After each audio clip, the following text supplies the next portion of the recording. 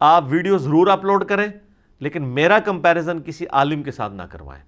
آپ کسی عالم کا کوئی کلپ اپلوڈ کرنا چاہتے ہیں کریں, ایبسولوٹلی کریں کہ جی اس کا یہ نظریہ ہے, میرا یہ نظریہ ہے.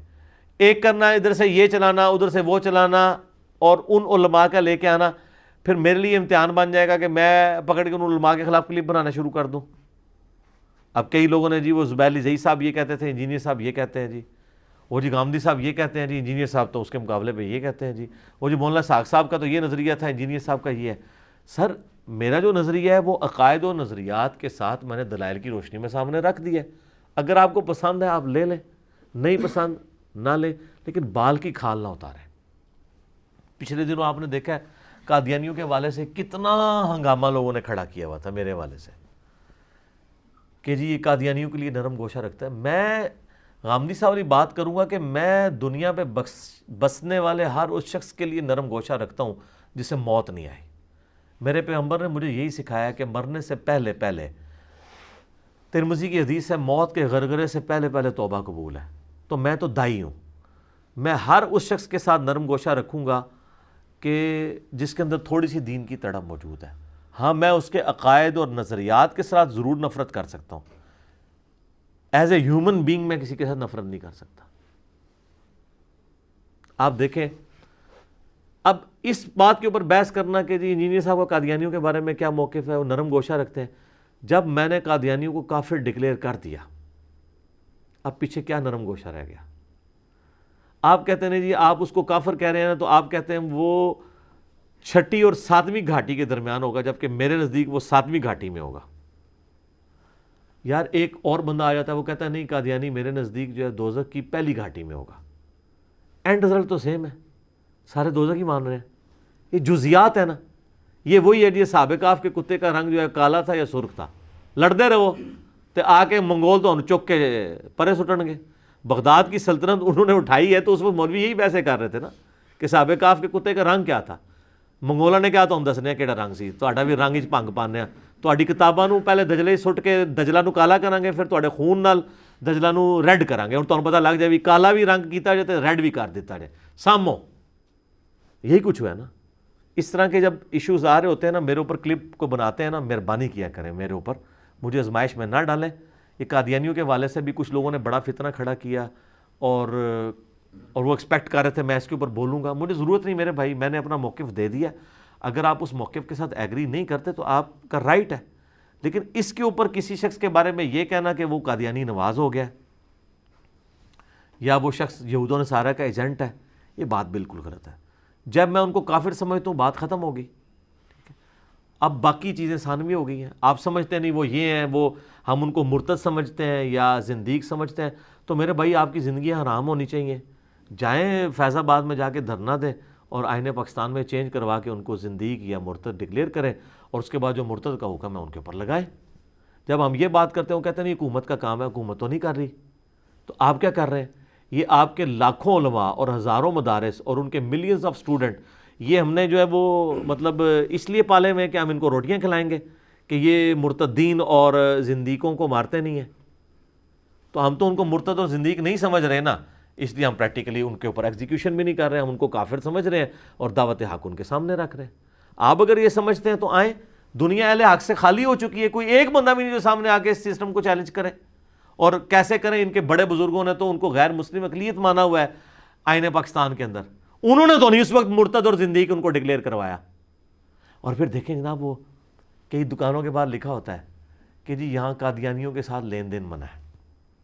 اس کے نیچے ایک اور جملہ بھی لکھا کریں کہ یہاں قادیانیوں سے لین دین منع ہے, البتہ چشتی رسول اللہ اور اشرف علی رسول اللہ والے بزرگوں کو ماننے والے, اس چیزوں پہ مناظرے کرنے والے اور ان کا جھوٹا دفاع کرنے والوں کے ساتھ لین دین کی اجازت ہے. یہ پورا جملہ لکھیں نا.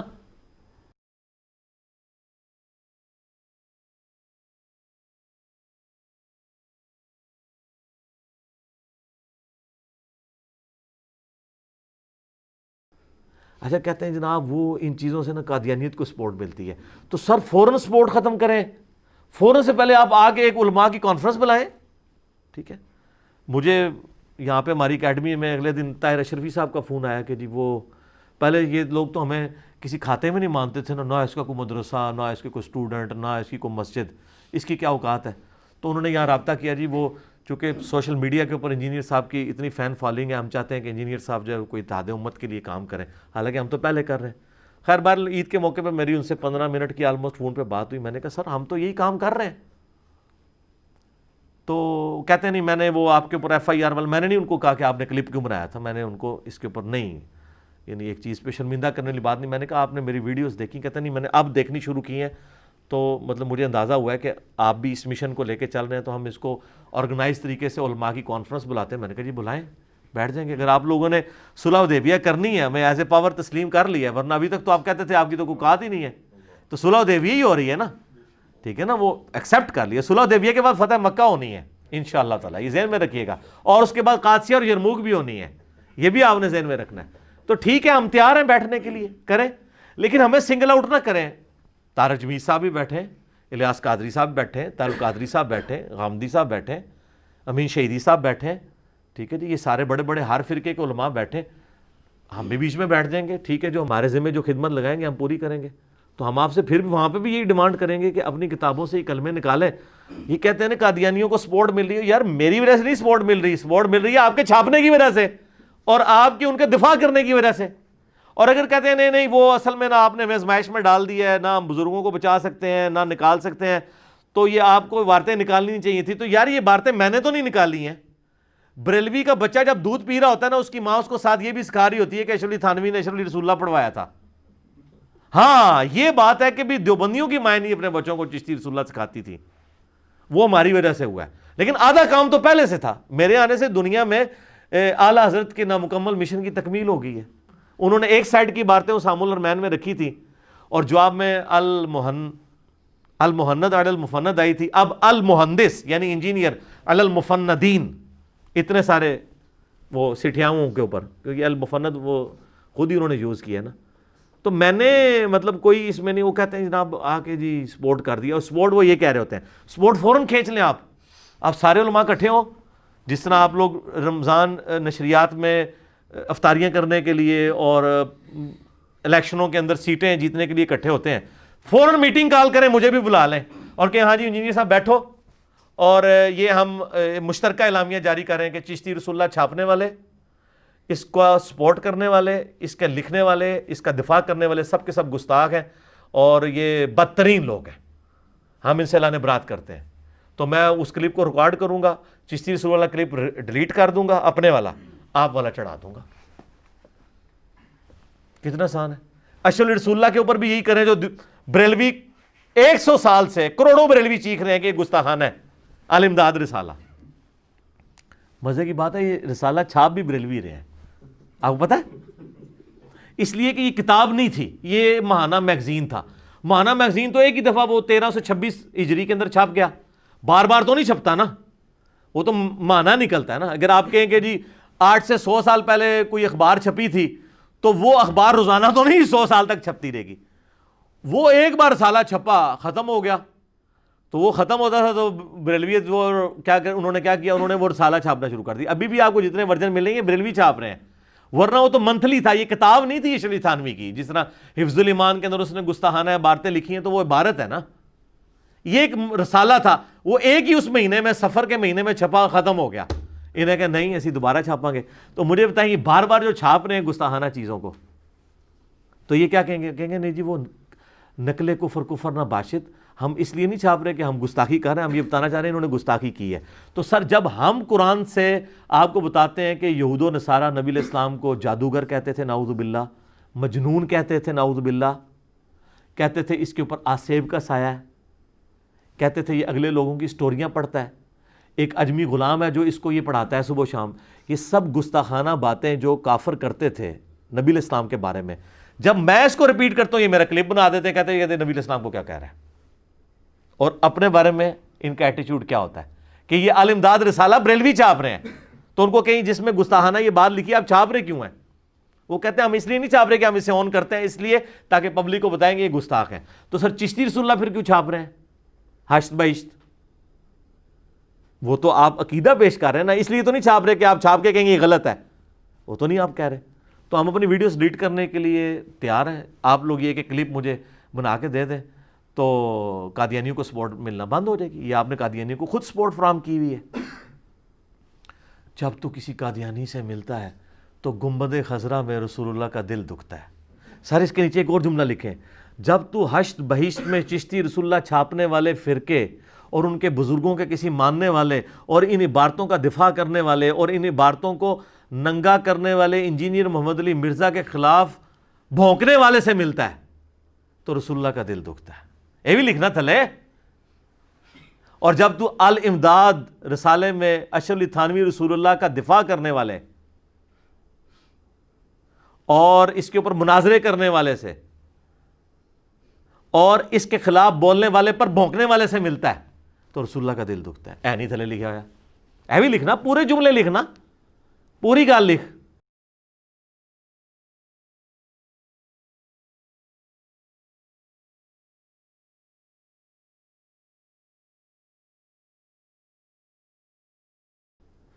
تو اچھا بڑا آسان تھا یار, آپ لوگ یہ 2 جملوں سے ہی دستبردار ہونا تھا نا, ہو جاتے. کہتے ہیں نہیں ادھر نہ آئے. سر ادھر کیوں نہ آئے؟ اسی کی وجہ سے تو وہ ادھر ہیں. آپ اگر ادھر سے ہٹے ہوتے ان کو ہٹانا ہمارا کام تھا. اور اللہ کے فضل سے ہماری اس پلیٹ فارم کی دعوت سے کئی قادیانیوں نے اسلام قبول کیا, اور وہ صرف اس وجہ سے کیا چونکہ میں نے چندے نہیں اکٹھے کرنے ہوتے کہ ایک قادیانی کو مسلمان کر کے پہلے بریلویوں کے پاس وہ جاتا ہے, وہاں مسلمان ہوتا ہے, پھر وہی کچھ عرصے بعد دیوبندیوں کے پاس جا کے مسلمان ہو رہا ہوتا ہے تاکہ ادھر کا چندہ ادھر سے ڈیوائیڈ کرے, ادھر کا ادھر سے سارا ہوتا ہے. یہ کام ہم نے کرنا نہیں ہوتا, ورنہ میں لا کے یہاں ویڈیو بنانی شروع کر دوں. ان کو یہی چیز اٹریکٹ کی ہے کہ جو ہمیں جھوٹے سہارے تصوف کی عبارتوں کے اوپر دیے ہوئے تھے, کوئی بندہ تو آیا جس نے صوفیاء کو بھی اور غلام احمد قادیانی دجال کو بھی دونوں کے غلط نظریات کو غلط کہا ہے.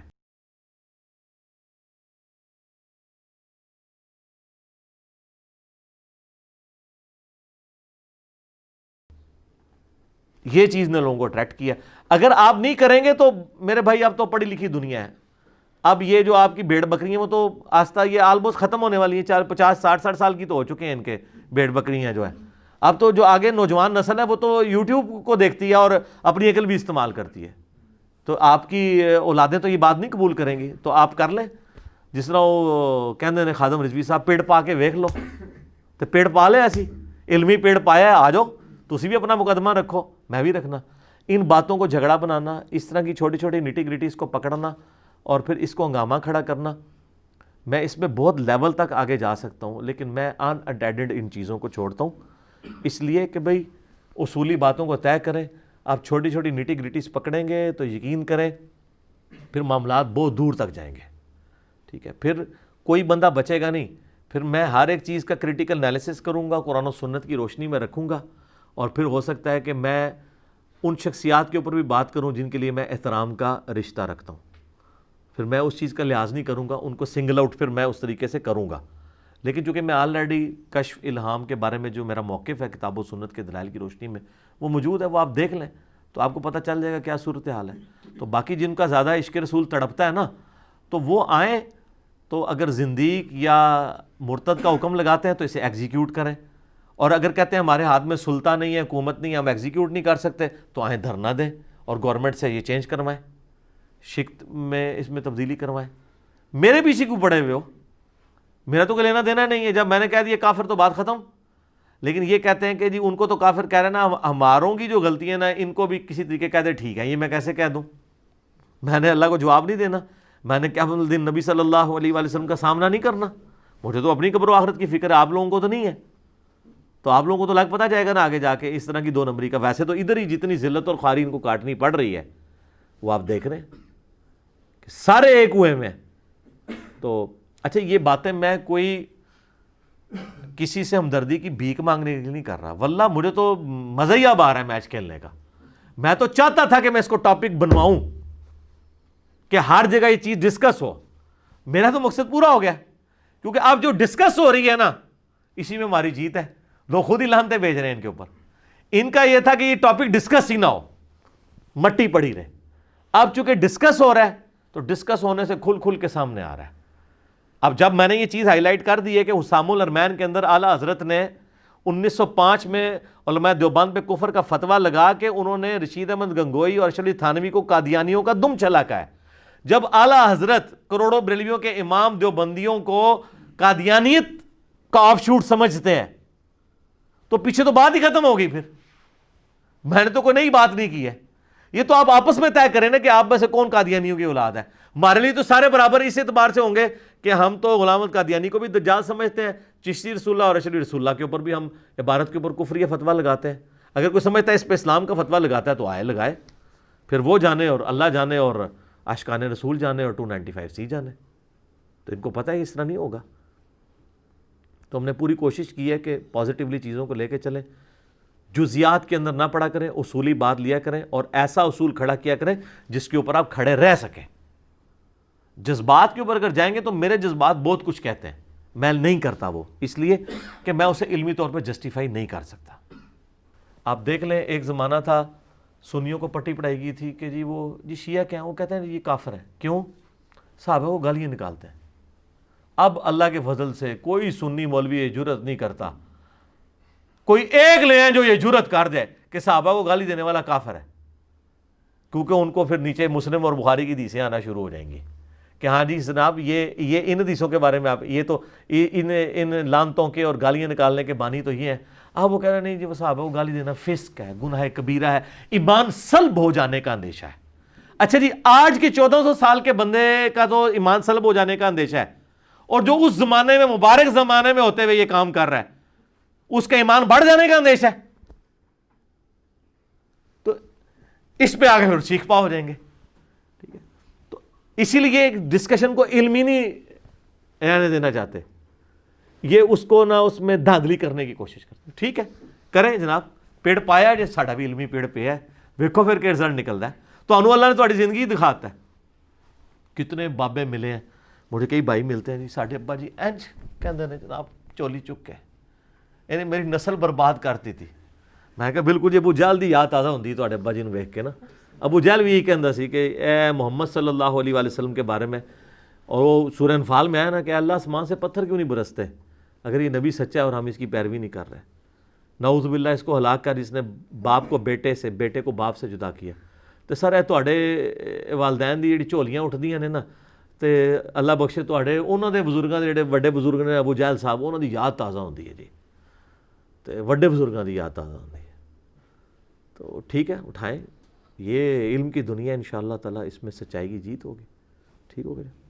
اللہ تعالیٰ سے دعا ہے جو حق بات میں نے کہی اللہ تعالیٰ ہمارے دلوں میں راسخ فرمائے, اور جذبات میں اگر میرے منہ سے کوئی غلط بات نکل گئی تو اللہ تعالیٰ ہمارے دلوں سے ہی معاف کر دے. ہمیں کتاب و سنت کی تعلیمات پر عمل کر کے دوسرے بھائیوں تک پہنچانے کی توفیق عطا فرمائے. سبحانک اللہم و بحمدک اشہد ان لا الہ الا انت استغفرک و اتوب الیک وما علینا الا البلاغ المبین. جزاکم اللہ خیرا.